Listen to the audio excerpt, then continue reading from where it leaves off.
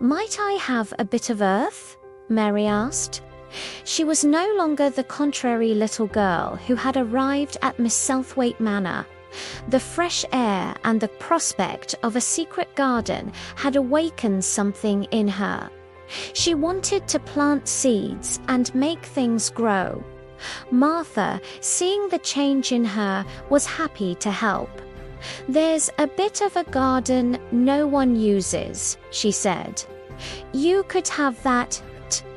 And so, with a little spade and a packet of seeds, Mary began her work, unaware that she was not just tending to a patch of earth, but to her own healing heart.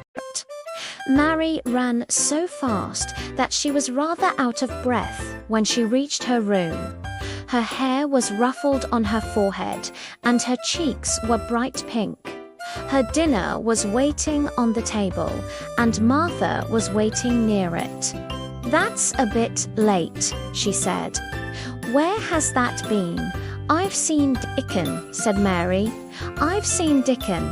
I knew he'd come," said Martha exultantly. "How does that like him?" I think he's beautiful," said Mary in a determined voice.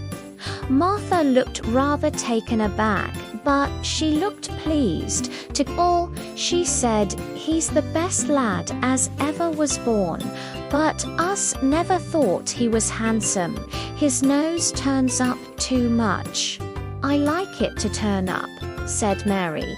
"And his eyes is so round," said Martha, a trifle doubtful. "Though they're a nice colour.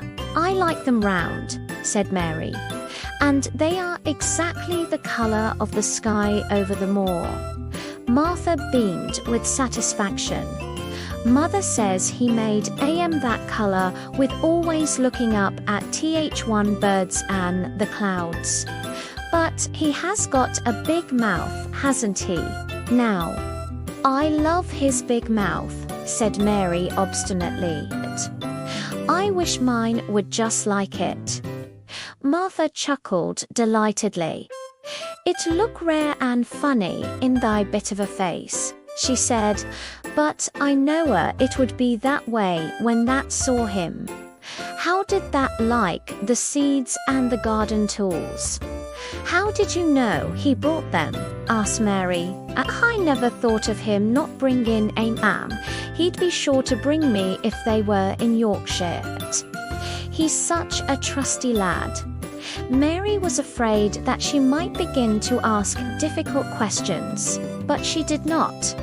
She was very much interested in the seeds and gardening tools, and there was only one moment when Mary was frightened. This was when she began to ask where the flowers were to be planted. "Who did that ask about it?" she inquired. "I haven't asked anybody yet," said Mary, hesitating. "Well, I wouldn't ask the head gardener. He's too grand. Mr. Roach is. I've never seen him," said Mary. "I've only seen undergardeners and Ben Weatherstaff. If I was you, I'd ask Ben Weatherstaff," one advised Martha. "He's not half as bad as he looks, for all he's so crabbed. Mr. Craven lets him do what he likes, because he was here when Mrs. Craven was alive, and he used to make her laugh. She liked him. Perhaps he'd find you a corner somewhere out of the way. If it was out of the way and no one wanted it, no one could mind my having it, could they?" Mary said anxiously. "There wouldn't be no reason," answered Martha. "You wouldn't do no harm." Mary ate her dinner as quickly as she could, and when she rose from the table, she was going to run to her room to put on her hat again. But that stopped her. "I've got something to tell you," she said. "I thought I'd let you eat your dinner first. Mr. Craven came back this morning and I think he wants to see you." Mary turned quite pale. "Oh," she said. Why? He didn't want to see me when I came. I heard Pitcher say he didn't." "Well," explained Martha, "Mrs. Medlock says it's because, oh mother, she was walking to Thwaite Village and she met him. She'd never spoke to him before, but Mrs. Craven had been to our cottage 2 or 3 times. He'd forgot, but mother hadn't, and she made bold to stop him. I don't know what she said to him about you, but she said something as put him in the mind to see you before he goes away again." "Tomorrow?" cried Mary. "Is he going away tomorrow? I am so glad. He's going for a long time. He mayn't come back till autumn or winter. He's going to travel in foreign places. He's always doing it." "I'm so glad," said Mary thankfully. If he did not come back until winter or even autumn, there would be time to watch the secret garden come alive. Even if he found out then and took it away from her, she would have had that much at least. "When do you think he will want to see—" She did not finish the sentence because the door opened and Mrs. Medlock walked in. She had on her best black dress and cap, and her collar was fastened with a large brooch with a picture of a man's S face on it. It was a coloured photograph of Mr. Medlock, who had died years ago, and she always wore it when she was dressed up. She looked nervous and excited. "Your hair's rough," she said quickly. "Go and brush it.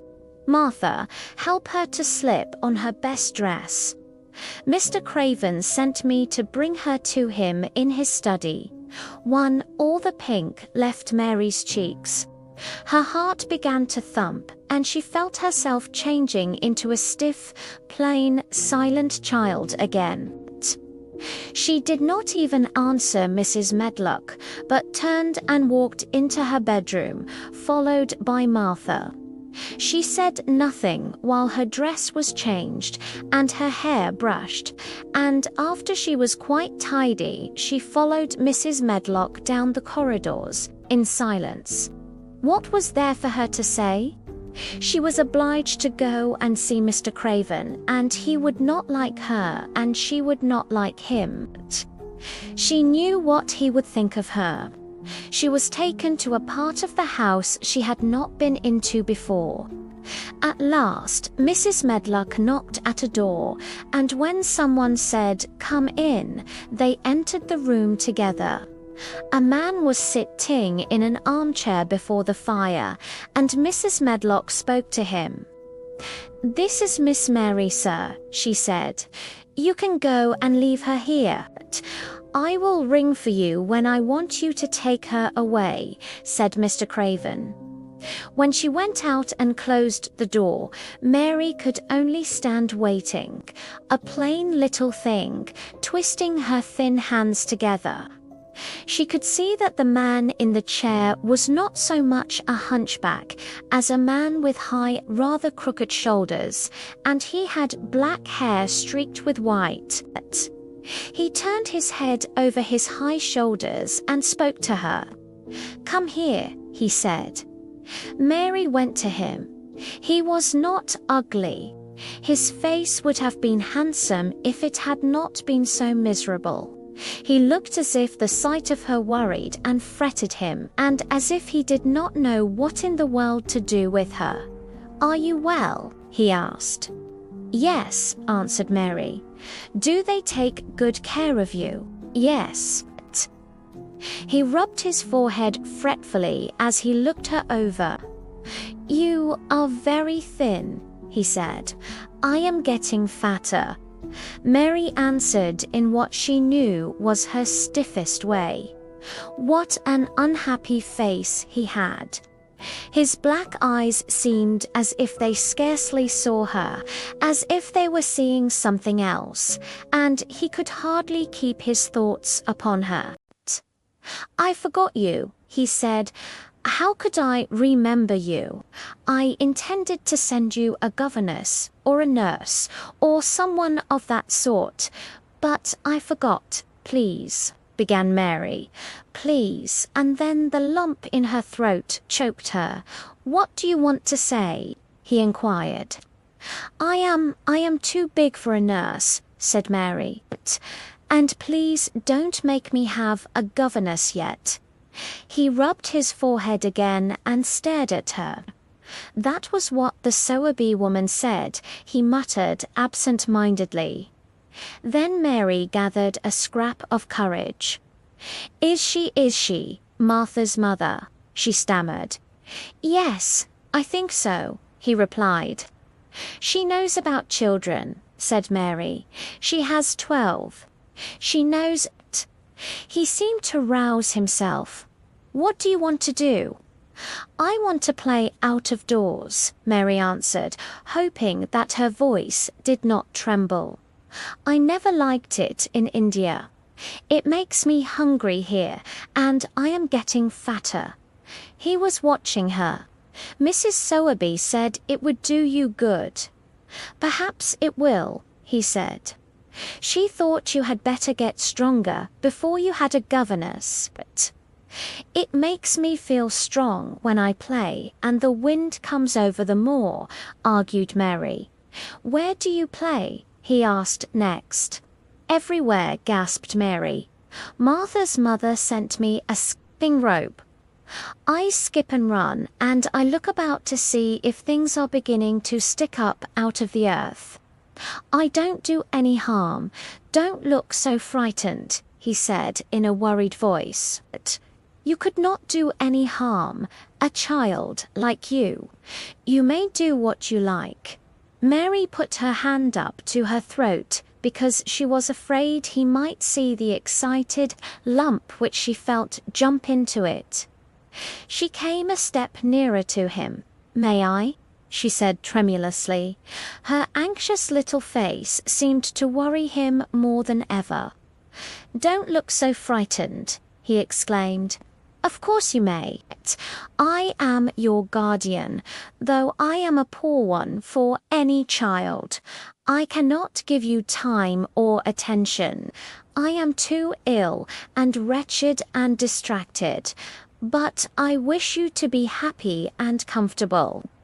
I don't know anything about children, but Mrs. Medlock is to see that you have all you need. I sent for you today because Mrs. Sowerby said I ought to see you. Her daughter had talked about you. She thought you needed fresh air and freedom and running about. She knows all about children, Mary said again in spite of herself. She ought to, said Mr. Craven. I thought her rather bold to stop me on the moor, but she said Mrs. Craven had been kind to her. It seemed hard for him to speak his dead wife's name. She is a respectable woman. Now I have seen you, I think she said sensible things. Play out of doors as much as you like. It's a big place, and you may go where you like and amuse yourself as you like. Is there anything you want? As if a sudden thought had struck him. Do you want toys, books, dolls? Might I, quavered Mary, might I have a bit of earth? In her eagerness, she did not realize how queer the words would sound, and that they were not the ones she had meant to say. Mr. Craven looked quite startled. Earth? He repeated. What do you mean? To plant seeds in, to make things grow, to see them come alive. Mary. He gazed at her a moment and then passed his hand quickly over his eyes. Do you care about gardens so much? He said slowly. I didn't know about them in India, said Mary. I was always ill and tired, and it was too hot. I sometimes made little beds in the sand and stuck flowers in them. But here it is different. Mr. Craven got up and began to walk slowly across the room. a bit of earth, he said to himself, and Mary thought that somehow she must have reminded him of something. When he stopped and spoke to her, his dark eyes looked almost soft and kind. "You can have as much earth as you want," he said. "You remind me of someone else who loved the earth and things that grow. When you see a bit of earth you want, with something like a smile, take it, child, and make it come alive. May I take it from anywhere if it's not wanted?" "Anywhere," he answered. "There, you must go now. I am tired." He touched a bell to call Mrs. Medlock. "Goodbye. I shall be away all summer." Mrs. Medlock came so quickly that Mary thought she must have been waiting in the corridor. "Mrs. Medlock," Mr. Craven said to her, now I have seen the child, I understand what Mrs. Sowerby meant. She must be less delicate before she begins lessons. Give her simple, healthy food. Let her run wild in the garden. Don't look after her too much. She needs liberty and fresh air and romping about. Mrs. Sowerby is to come and see her now and then, and she may sometimes go to the cottage." Mrs. Medlock looked pleased. She was relieved to hear that she need not look after Mary too much. She had felt her a tiresome charge, and had indeed seen as little of her as she dared. In addition to this, she was fond of Martha's mother. "Thank you, sir," she said. "Susan Sowerby and me went to school together, and she's as sensible and good-hearted a woman as you'd find in a day's walk. I never had any children myself, and she's had 12, and there never was healthier or better ones. Miss Mary can get no harm from them. I'd always take Susan Sowerby's advice about children myself. She's what you might call healthy-minded, if you understand me." "Understand," Mr. Craven answered. "Take Miss Mary away now, and send picture to me."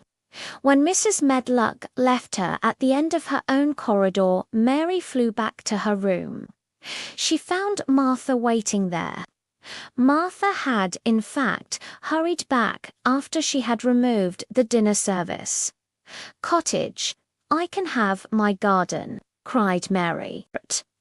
"I may have it where I like. I am not going to have a governess for a long time. Your mother is coming to see me, and I may go to your," he says, "a little girl like me could not do any harm, and I may do what I like anywhere."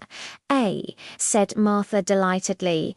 "That was nice of him, wasn't it?" "Martha," said Mary solemnly, "he is really a nice man, only his face is so miserable, and his forehead is all drawn together." She ran as quickly as she could to the garden. She had been away so much longer than she had thought she should, and she knew Dickon would have to set out early on his 5-mile walk. When she slipped through the door under the ivy, she saw he was not working where she had left him.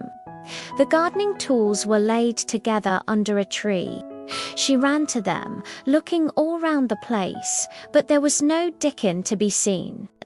He had gone away, and the secret garden was empty, except for the robin, who had just flown across the wall and sat on a standard rosebush watching her. "He's gone," she said woefully. Was he only a wood fairy?" Something white fastened to the standard rosebush caught her eye. It was a piece of paper, in fact. It was a piece of the letter she had printed for Martha to send to Dickon. It was fastened on the bush with a long thorn, and in a minute she knew Dickon had left it there. There were some roughly printed letters on it, and a sort of picture. At first, she could not tell what it was. Then she saw it was meant for a nest with a bird sitting on it. Underneath were the printed letters, and they said, "I will come back."